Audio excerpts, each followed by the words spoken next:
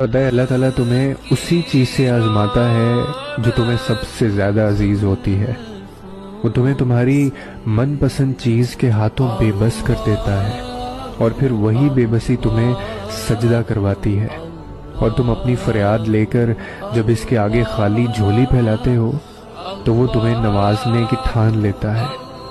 नामुमकिन अल्लाह के लिए कभी भी कुछ नहीं होता, वो मुमकिन तुम्हारे लिए बनाता है।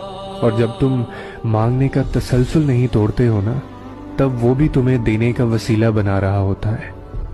तुम अपनी मर्जी से दुआ नहीं करते हो, बल्कि अल्लाह तुम्हारे दिल में